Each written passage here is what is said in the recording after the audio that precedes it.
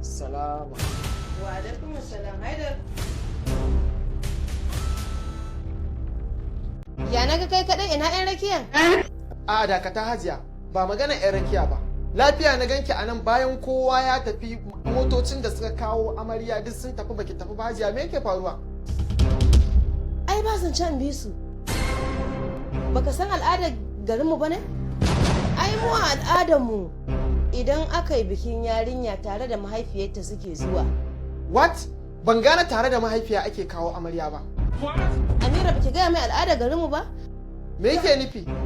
Sai na yi wata guda cir tare da ku saboda kaga yarinyar nan dai karama ce. A wannan tamfatsetsa gidan a bakka daga kai sai ita akwai matsala Haidar, akwai matsala. Dole in zauna sai na yi wata guda cir sannan in tafi. Gaskiya hajiya ni ban ji daɗin wannan abun ba. Kuma ni ban san da wannan ka'idar taku ba ta wannan garin naku al'ada ce ko menene. Ni gaskiya ban san da wannan ba saboda haka bara in kira Habu a waya yanzu ya zo ya tafi da ke a kai ki gida. A kaiwa? A ba Haidar.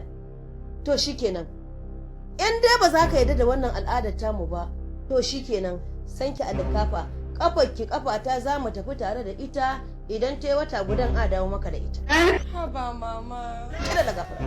Wannan al'adar sabuwar al'ada ce? Hajiya ban gane ki mun wata ɗaya a gidana ba, a wani dalili za ki mun wata ɗaya a gidana? Kina maganar ko ki ɗauki amarya ta ki tafi da ita saboda me? Kaga malam, in za ka shimfiɗa a nan, kai shimfiɗa a nan ka kwanta ka miƙo kazar. Ni ka ina nan ne da ita a gado. In kuma ka ga ba haka ba, to ni fa zan ɗauki ƴata ba. In tafi da ita. I want problems always. Ina ango in shimfiɗa a nan. God have mercy upon us. Ni dai gaskiya hajiya ba a gyara mun ba. Amma dai bara in je in kwanta kawai a faru. Ba a duba maka ba? Ai na duba kaina. To ka kawo kazar mana kuma ya naga zaka juya da kazar. Ai hajiya kazan nan sai dai gani sai haƙi hajiya. Kazar ce ka ce min haramiya ta? To wallahi kai ma 'yan nan haramiyar ka sai bayan wata ɗaya.